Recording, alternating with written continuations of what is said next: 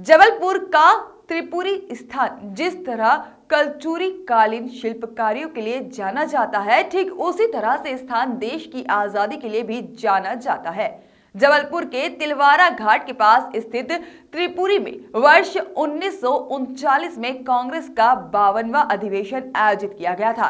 इस अधिवेशन में देश के तमाम नेता शामिल हुए थे, जिसमें आजाद हिंद फौज के संस्थापक नेताजी सुभाष चंद्र बोस भी शामिल हुए थे। त्रिपुरी कांग्रेस के इस अधिवेशन में सुभाष चंद्र बोस को राष्ट्रीय कांग्रेस का अध्यक्ष चुना गया था। सुभाष चंद्र बोस ने महात्मा गांधी के प्रतिनिधि पट्टाभी सीतारमैया को 203 वोटों से हराया था। नेताजी की इस जीत के बाद महात्मा गांधी दुखी भी हो गए थे।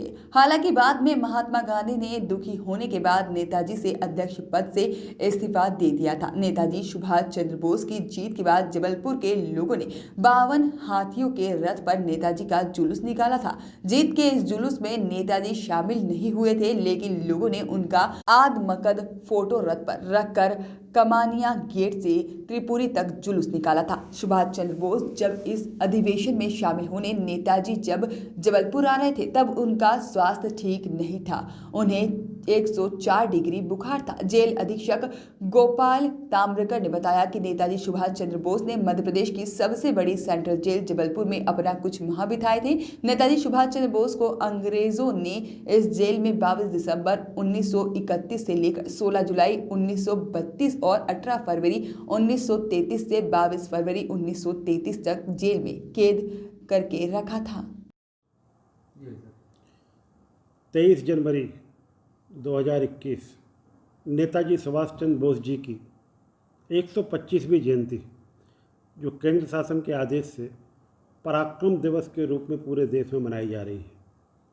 हम जबलपुर वासी और मध्य प्रदेश वाले बड़े सौभाग्यशाली हैं कि नेताजी जैसे राष्ट्र के प्रति अपने जीवन को समर्पित करने वाले सेनानियों ने इस जेल में 2 बार परिरुद्ध रह के इस भूमि को पवित्र किया है। सन 2031 से 32 लगभग 7 महीने रहे थे और उसके बाद 2033 में 6 दिन रहे थे।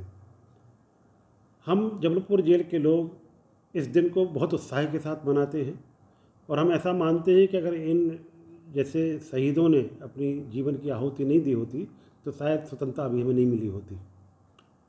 बड़े गर्व के साथ हम इसको मनाते हैं, लेकिन इस बार कोविड का क्षण है चूँकि, तो बहुत सीमित किंतु गरिमामय कार्यक्रम में कल इस प्रदेश के यशस्वी मुख्यमंत्री, जिन्हें इस बात का भी श्रेय प्राप्त है कि उन्होंने 13 जून 2007 को इस जेल का नामकरण नेताजी सुभाष चंद्र बोस केंद्रीय जेल जबलपुर किया था। ये देश का पहला जेल था जो किसी सेनानी के लिए नाम पर समर्पित हुआ। वो कल अपने शासकीय कार्य से जबलपुर पधार रहे हैं और उन्होंने स्वयं इच्छा व्यक्त की है कि वो जेल पे आएंगे और उस स्थान पे अपने श्रद्धा सुमन अर्पित करेंगे जहाँ नेताजी परिरुद्ध रहे थे। तो कल का कार्यक्रम बेहद गरिमापूर्ण होगा और हम सभी देशवासियों को इसकी शुभकामनाएं और बधाइयाँ देते हैं। अच्छा, नेताजी जो यहाँ पे रहे होंगे तो ऐसा कुछ और भी मतलब क्या क्या चीज़ें उनकी मौजूद है स्मारक में? हमारे पास नेताजी की जो हस्तलिखित चीज़ें हैं वो 2 चीज़ें हैं हमारे पास। एक तो उनका एडमिशन रजिस्टर जिसमें उनके हस्ताक्षर हैं, और दूसरा यहाँ से जाने के बाद उन्होंने हमारे तात्कालिक जेलर को एक लेटर लिखा था।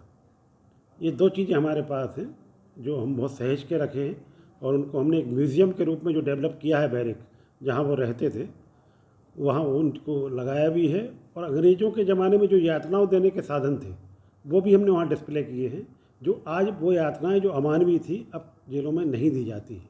अब जेल सुधारगृह की ओर बढ़ रहे हैं। Bureau report, voice of rights.